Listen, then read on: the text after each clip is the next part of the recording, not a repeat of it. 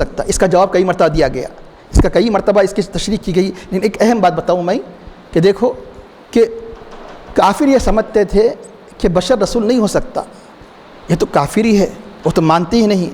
لیکن نعوذ باللہ جو ایمان کا دعویٰ کرنے والے, جو اللہ اور اس کے رسول کے ایمان کا اعلان کرنے والے کیا کہتے ہیں کہ نبی نور نہیں ہو سکتے, نبی نور نہیں ہو سکتے, بشر نور نہیں ہو سکتا. کیونکہ نبی کون ہے؟ نبی بشریت, بشر ہی کو نبی بنا کر بھیجا گیا. یعنی نبی کو فرشتوں کے جن سے نہیں بھیجا گیا, نبی کو یعنی مطلب ہے کہ یعنی جنوں کی جن سے نہیں بھیجا گیا, نبی کو بشریت کے جن سے بھیجا گیا. تو یہ کہتے ہیں کہ بشریت نور کیسے؟ تو یہ ایسا ہی ہوگا جیسے کہ کافر کہا کرتے تھے بشریت اور رسالت کیسے. وہ تو انکار کر کے کہہ رہے ہیں بشریت رسالت کیسے کہہ کر, یہ ایمان کا دعویٰ کر کے یہ کہہ رہے ہیں کہ بشریت اور نور کیسے. تو یاد رکھیے کہ اس کے اوپر بھی کافی دن پہلے روشنی ڈالی گئی. لیکن مزید یعنی ایمان کی مضبوطی کے لیے عرض کر دوں کہ حضرت جبرائیل علیہ السلام کہ ان کی اصل تو نور ہی ہے, بشریت سے تھوڑا بھی تعلق نہیں. لیکن جب بشریت کے لباس میں آتے ہیں تو صحابہ انہیں دیکھتے ہیں, ان کا رنگ و روپ ظاہر کرتے ہیں, ان کے بال کیسے ہیں ذکر کرتے ہیں, ان کا چہرہ کیسے ذکر کرتے ہیں, یعنی ان کی ساری کی ساری.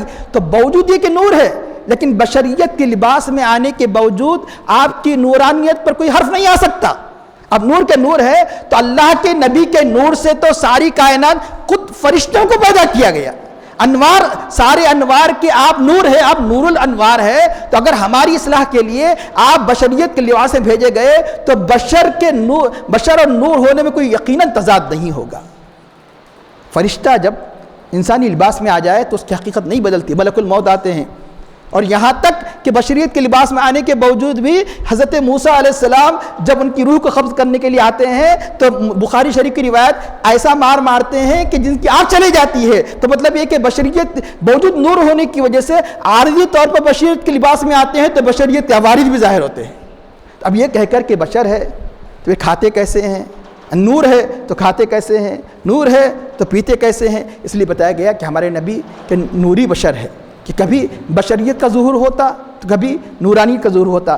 احد کے میدان میں تو آپ کے دندان مبارک شہید ہوتے ہیں تو دیکھ رہے ہیں, خون بہتا ہو تو دیکھ رہے ہیں. لیکن معراج کے موقع پر مکمل سینے پاک کو شاق کر دیا گیا, اکشک کر دیا گیا. کسی حدیث میں نہیں آتا کہ خون کے فوارے پھوٹ پڑے ہیں, خون کا خطرہ نکلا ہے. تو وہاں نورانیت کی جلوہ گری کو بتانا تھا, یا بشریت کی جلوہ گری کو بتانا تھا کہ ایک زمین پر تو چلتے ہوئے دیکھ رہے ہیں لیکن سدرۃ المنتہا سے گزرتے ہوئے نہیں دیکھ رہے ہیں. زمین پر چلتے ہوئے دیکھنا یہ بتانے کے لیے کہ بشریت میں بشر بنا کر بھیجے گئے ہیں, اور آسمانوں سے گزرتے ہوئے دیکھنا یہ بتانے کے لیے کہ آپ نور ہی نہیں بلکہ نور الانوار ہے.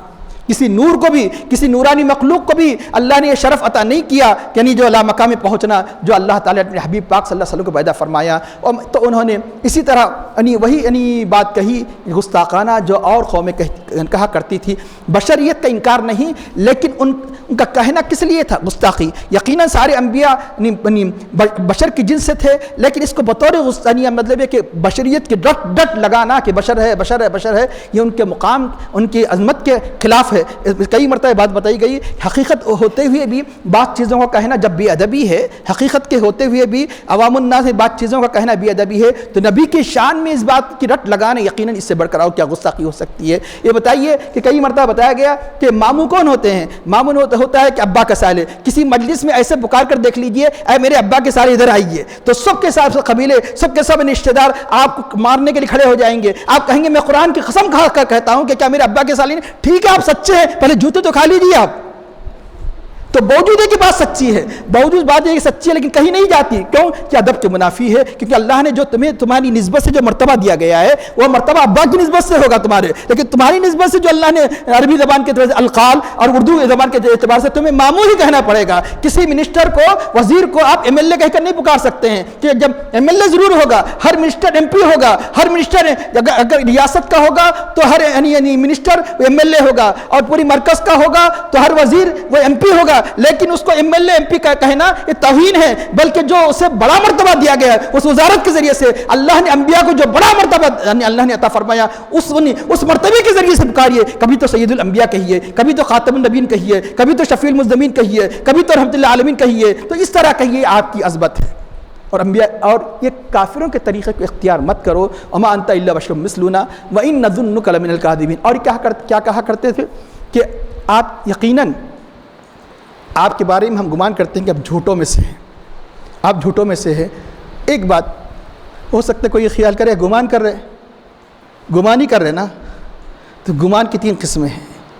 ایک گمان گناہ، ایک گمان کفر، ایک گمان نیکی۔ گناہ کسی مسلمان کے بارے میں بدظنی کرنا یہ گناہ ہے۔ اللہ تعالیٰ کا ارشاد ہے یا الذین آمنوا اجتنبوا کثیرا من الظن، اے ایمان والو کثرت سے تم گمان سے بچو، کہ کیونکہ بعض گمان گناہ ہے، لأن بعض الظن اسم۔ عام مسلمانوں کے بارے میں آپ گمان کرتے ہیں تو یہ گناہ ہے، اور انبیاء کے بارے میں یعنی کسی عیب کے ساتھ بدگمانی کرتے ہیں تو یہ کفر ہے۔ انبیاء کے بارے میں بدگمانی کرتے ہیں تو کفر ہے، اور اولیاء کے بارے میں بدگمانی کرتے ہیں تو کفر تک لے جانے والی بات ہے۔ ہوتے ہوتے کہیں ایسا نہ ہو کہ اس کا خاتمہ یعنی ایمان پر نہ ہو، اس بات کا ڈر ہے انبیاء کی توہین کرنے والے سے۔ انبیاء کے بارے میں بدگمانی کفر، ایمان والوں کے بارے میں بدگمانی یہ گناہ، اور اللہ کے اولیاء کے بارے میں لوگ سارے بدگمانی کر رہے ہیں، عیب لگا رہے ہیں بغیر دلیل کے، اس وقت ان کے ساتھ حسن ظن رکھنا یہ ایمان ہے۔ کہاں فرمایا اللہ تعالیٰ؟ ارشاد ربانی ہے لولا اذ سمیعتموہ ظن المؤمنون والمؤمنات بانفسہم خیرا۔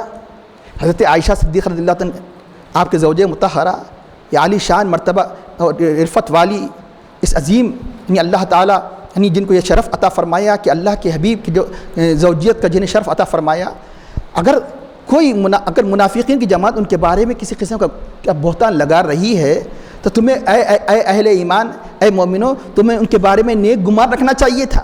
کہ نبی کی بیوی سے کیسے یعنی مطلب ان کی طرف اس بات کی نسبت کی جا سکتی ہے؟ اللہ نے فرمایا کہ لولا اذ سمیعتموہ، جب تم نے اس بات کو منافقین سے سنا ہے تو ظن المؤمنون والمؤمنات بانفسہم خیرا، تو اہل ایمان مومن مرد عورتوں کو اپنے لوگوں کے بارے میں خیر کا گمان رکھنا چاہیے۔ اور اللہ نے یہ نہیں فرمایا کہ آپ کے بارے میں نہیں فرمایا لانفسہم، جبکہ عام مومنین کے بارے میں خیر کا گمان رکھنا چاہیے، تو یہ اللہ نے ان کو ساری مومنین کی ماں بنایا ہے، ان کے بارے میں تو اور خیر کا گمان رکھنا چاہیے۔ اس لیے بات چل رہی تھی حضرت عائشہ صدیقہ رضی اللہ عنہ، یہ نہیں فرمایا ظن المؤمنین والمؤمنات بانفسہا، نہیں فرمایا بنفسہا، نہیں فرمایا، بلکہ کسی مومن کے بارے میں اس قسم اگر ایسی بات ہوتی ہے تو بغیر کسی دلیل کے تمہیں بدگمانی کرنے کا حق نہیں، بلکہ ان کے ساتھ خیر کا گمان کرنا چاہیے۔ اور یہ تو اولی المرتبت ہے۔ تو پتہ چلا کہ اللہ والوں کے بارے میں اگر قوم بغیر کسی دلیل کے تہمت لگاتی ہے تو اس وقت ان کے ساتھ تمہارا نیک گمان یہ ایمان ہے، یہ نیکی ہے۔ تو گمان گناہ ہے، گمان کفر ہے، گمان اچھا گمان نیکی ہے۔ تو اب یقیناً یہ گمان کو یہ کہہ کر آگے نہیں بڑھ سکتے، تو گمان تو کر رہے تھے نا، لیکن کس کے بارے میں گمان کر رہے ہیں؟ اللہ کے مقرب بندوں، انبیاء کے بارے میں گمان کر رہے ہیں۔ وَإِنَّ نَظُنُّكَ لَمِنَ الْكَاذِبِينَ۔ اس کے بعد انہوں نے کیا کہا؟ اب ان کی جرأت کو دیکھیے، فَأَسْقِطْ عَلَيْنَا كِسَفًا مِنَ السَّمَاءِ، تو آپ ہم پر آسمان سے کوئی ٹکڑا، کوئی آسمان کا ٹکڑا یا ابر کا ٹکڑا یا کوئی آسمان کا ٹکڑا گرا دیجئے اگر تم سچے ہو۔ وہ سمجھتے تھے کہ کسی صورت میں تو ہونے والا نہیں، لہذا نعوذ باللہ آپ کا جھوٹ ہونا ثابت ہو جائے گا۔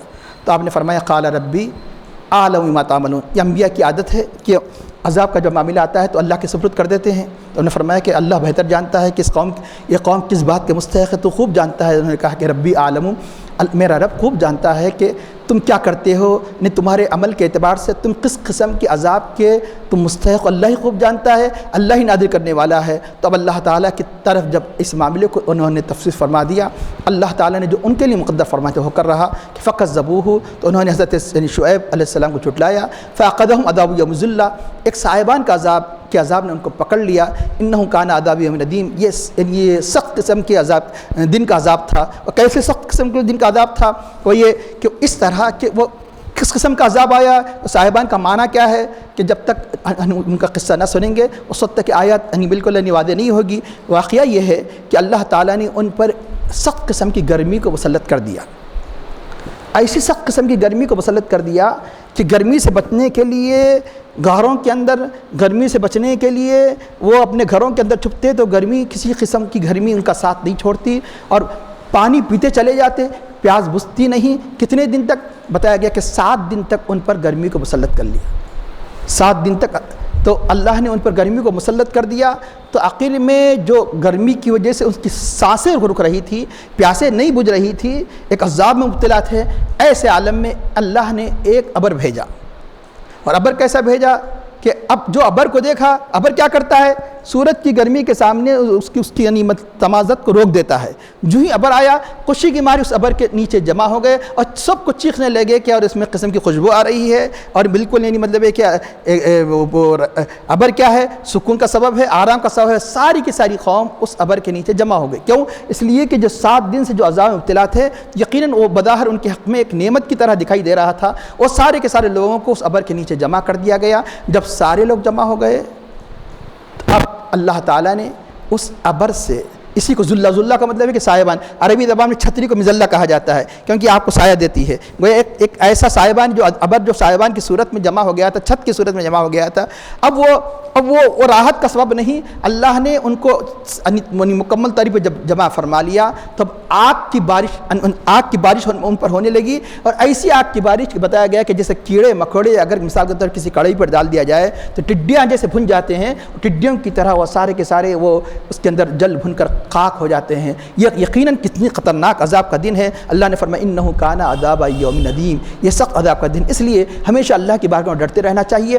انبیاء کرام یقیناً وہ گناہوں سے معصوم ہیں، لیکن سب سے بڑھ کر ان کے اندر تقوی پایا جاتا ہے کہ سرور کائنات صلی اللہ علیہ وسلم کی صفت بتائی گئی کہ جب گرج ہوتی، سخت بادل ہوتا تو خوف خدا کی کیفیت آپ کے اندر دکھائی دیتی۔ تو آج یہ گرمی کو دیکھ کر، سخت سردی کو دیکھ کر ہمارے اندر خوف خدا کی کیفیت پیدا ہونا چاہیے، ہمیں اور عبادت کا جذبہ پیدا ہونا چاہیے، ہماری نمازوں میں اور ہمارے روزوں میں اور بڑی کیفیت پیدا ہونی چاہیے، کیونکہ یاد کرنا چاہیے کہ یہی گرمی تھی، اللہ نے اس گرمی کے ذریعے سے قوم کو ہلاک کر دیا۔ اے اللہ ہمیں اپنے عذاب سے محفوظ فرما، اس قسم کی دعائیں کرنا چاہیے۔ اے اللہ ہمیں اپنی رحمت میں ڈھانپ لے۔ تو چنانچہ یہ گرمی یہ گرمی کہہ کر اس مطلب ہے کہ کوئی انسان عبادت کو نہیں چھوڑ سکتا، کیونکہ یہی گرمی، یہ تو گرمی پھر بھی قابل برداشت ہے، لیکن ایک ایسی گرمی تھی، اسی دنیا میں بتا دیا کہ گرمی کیسی ہوتی ہے، اور آخرت کی گرمی کیسی ہوگی، محشر کی گرمی کیسی ہوگی، پھر یہ کہ جہنم کی گرمی کیسی ہوگی، اس سے اندازہ لگائیے کہ یہ سمجھنا آسان ہے کہ اور کافر کیا کہا کرتے تھے؟ کافر یہی بہانے کیا کرتے تھے، جب گرمی کا معاملہ آتا تو سخت گرمی ہوتی تو کہتے تھے کہ مت نکلو، گرمی کا زمانہ ہے، عبادت مت کرو، گرمی کا زمانہ ہے۔ جب سردی آتی تو سردی کا بہانہ کرتے۔ تو چنانچہ اس طرح اللہ نے اس قوم کو اس خطرناک عذاب کے ذریعے سے ہلاک کر دیا جو آنے والی ساری نسلوں کے لیے عبرت ہے۔ ارشاد فرمایا ان فی ذلک لآیہ، بے شک اس میں عبرت ہے، وما کانا، نشانی ہے ان میں کہ اکثر ایمان لانے والے نہیں۔ گزشتہ اس کی کافی صراحت کی گئی کہ ہر زمانے میں ایمان والوں کی تعداد کم ہی رہی، جیسے کہ جنت میں جانے والے 100 میں سے 1 ہوں گے، جہنم میں جانے والوں کی تعداد 99 ہوگی۔ وَإِنَّ رَبَّكَ لَهُ الْعَزِيزُ الرَّحِيمُ، بے شک آپ کا رب عزیز، غالب، رحم فرمانے والا ہے۔ جب چاہے آن کی آن میں اللہ سزا دے کر ہلاک کر دے، لیکن اللہ تعالی مہلت دیتا ہے، یہ اس کا رحم و کرم ہے۔ البتہ یہ کہ اب کیونکہ یہ جو انبیاء کرام کے ذکر جو کا تسلسل چل رہا تھا، اور ہر واقعے کے بعد اللہ تعالیٰ اپنی صفت کو بیان فرمایا، العزیز الرحیم، رحیم کے بارے میں کئی مرتبہ اس پر روشنی ڈالی گئی، لیکن عزیز کے بارے میں ایک اہم نقطہ عرض کر کے میں اختتام کی طرف آتا ہوں۔ عزیز، العزیز بنے جو کامل، اس کے اندر جو صفت ہے، عربی اللہ کی طرف جو بھی صفت ہوگی یقیناً کمال درجے کی۔ رحیم، ایسا رحم والا کہ کوئی مطلب اس جیسا رحم والا نہیں، اس لیے ارحم الراحمین کہا جاتا ہے۔ عارضی طور پر جو رحم کرتے ہیں ان میں سب سے بڑا بے حد رحم فرمانے والا۔ عارضی طور پر انسانوں کے اندر بھی اللہ نے رحم کی صفت رکھی، اس اعتبار سے ارحم الراحمین۔ جب اللہ تعالیٰ العزیز ہوگا تو اس کی شان کیسی ہوگی؟ اب عزیز کے عمومی معنی تو مشہور و معروف غالب کر دیتے ہیں، یقیناً عزیز کے معنی غالبی ہے، جو ان صفات کا مالک ہوگا، جو عزیز کی جو خصوصی صفات ہے وہ غالبی ہوگا۔ لیکن عزیز کے معنی عربی زبان کی سے جو لغت سے واقف ہے وہ جانتے ہیں، عزیز کے معنی کمیاب، عزیز کے معنی دشوار، کمیاب، جو نہ پائی جائے۔ جو اردو ادب سے انتہائی گہرا تعلق ہے، وہ اس کو سمجھنا آسان ہے۔ عزیز الوجود، جس کا وجود کمیاب ہو۔ عزیز الوجود کا معنی وجود کا پیارا نہیں، جس کا وجود کمیاب ہو۔ تو انتہائی جو اگر اردو کا ادیب ہو تو وہ جان سکتا ہے کہ کمیاب کو عزیز الوجود کہا جاتا ہے۔ تو بتایا گیا کہ جو کامل جس کو عزیز کہا جاتا ہے اس میں 3 صفتیں ہو۔ ایک تو یہ کہ جب جو کوئی چیز کامیاب کا مطلب ہے کہ اس جیسی نہ ہو، یہی معنی ہے نا ریئر جس کو کہتے ہیں آپ انگلش میں، ریئر کا مطلب ہے کہ اس جیسی نہ ہو، ایک اس کے مثل نہ ہو عزیز، اور دوسرا یہ کہ اس کی ضرورت بھی ہو. ایک کامیاب ہے لیکن ہم کو ضرورت نہیں ہے. اب جا کے میوزیم دیکھیے، بہت کامیاب ہے، آپ کو ضرورت ہے. میوزیم میں جا کے دیکھیے کتنے کامیاب عزیز ہے لیکن آپ کو ضرورت نہیں ہے، تو کامل عزیز نہیں ہے وہ. عزیز یہ ہے کہ جو کامیاب ہو، ریئر بھی ہو، آپ کو ضرورت بھی ہو. اور تیسرا یہ اس کی صفت بتائی گئی جو آسانی سے میسر نہ ہو، جس کی از حد ضرورت ہو اور آسانی سے میسر نہ ہو. اور صفت یہ کامل طور پہ اگر کسی میں پائی جاتی ہے تو اللہ کی ذات ہے. کیوں؟ بہت سی چیزیں کامیاب ہیں لیکن عظمت والی نہیں. بعض چیزیں کامیاب ہے لیکن کوئی ویلیو نہیں. ہاں بھائی نہیں ملتی ٹھیک ہے، کوئی ایسی بات تو نہیں ہے، نہیں ملتی تو کیا ہے، کچھ کہ انسان کو ضرورت نہیں ہے، یعنی نادر ہونے کے باوجود ضرورت اس کی نہیں ہے. ایک ایسی چیز ہے نادر ہے، اس کے مثل نہیں، لیکن ضرورت ہے درجے، ضرورت بھی ہے اور آسانی سے میسر ہو سکتی ہے، تو عزیز تو ہے لیکن کامل عزیز نہیں. جیسے سورج، زمین، آسمان عزیز ہے. یہ زمین کے علاوہ اور کوئی عزیز زمین ہے؟ یہ زمین کے علاوہ کوئی زمین ہے؟ یہ سورج کے علاوہ کوئی اور سورج ہے کہ امریکہ کا سورج الگ، انڈیا کا سورج الگ، سعودیہ کا سورج الگ؟ ایسا تو نہیں ہے نا، ایک ہی سورج ہے نا. تو ان کے عزیز بھی ہے، عزیز بھی ہے معنی اس کے مثل نہیں، ریئر ہے. یہ زمین بھی عزیز ہے، یہ سورج بھی عزیز ہے، اور دوسرے کی ضرورت بھی ہے. زمین کی ضرورت نہیں ہے پھر کہاں جاتے آپ؟ سورج کی ضرورت نہیں ہے پھر کس سے روشنی حاصل کرتے؟ لیکن اور اس سے یہ سہل یعنی میں آسان بھی ہے کیونکہ زمین سے فائدہ اٹھا رہے ہیں، سورج کو دیکھ رہے ہیں. اور تیسری بات بتائی گئی کہ جس کا قرب جو آسانی سے میسر نہ ہو، اس لیے اللہ کی معرفت حقیقت میں اس کی کنہ تک کوئی نہیں پہنچ سکتا. جو کچھ ہم جان رہے ہیں اس کے صفات سے جان رہے ہیں، اس لیے حقیقت میں کوئی العزیز اگر کوئی ذات ہے تو اللہ کی ذات ہے جو تینوں صفات پائے جاتے ہیں، جس تک پہنچنا آسان نہ ہو، جو یعنی مطلب ہے کہ جس کی مثل کوئی نہ ہو، لیس کمثلہ شیء. دوسرا ہے کہ سب سے بڑھ کر ضرورت. کیوں؟ ہمارا اٹھنا، ہمارا بیٹھنا، ہم اپنے وجود میں، ہم اپنے بقا میں کس کے محتاج ہے؟ اللہ کے محتاج ہے. اس لیے العزیز ہے. یعنی حقیقت میں عزیز اسی کی ذات ہے، حقیقت میں رحیم اسی کی ذات ہے. اے اللہ ہم ان آیات کو سمجھنے اور اس کے تقاضوں کے مطابق عمل کرنے کی توفیق عطا فرما، اور ہماری عبادت میں خشوع خضوع اخلاص عطا فرما. حضور نبی کریم صلی اللہ علیہ وسلم کی سچی محبت ہمارے قلب میں پیدا فرما. صحابہ کرام سلف صالح کے جیسا جذبہ و اثار استقلال ہمارے نفوس میں پیدا فرما، اور ہمیں عقل حلال سے مخالف توفیق عطا فرما، اور ہمارا خاتمہ بالخیر فرما. صلی اللہ تعالیٰ علی خیر خلقہ سیدنا مولانا محمد وعلی آلہ وصحبہ اجمعین برحمتک یا ارحم الراحمین والحمد للہ رب العالمین.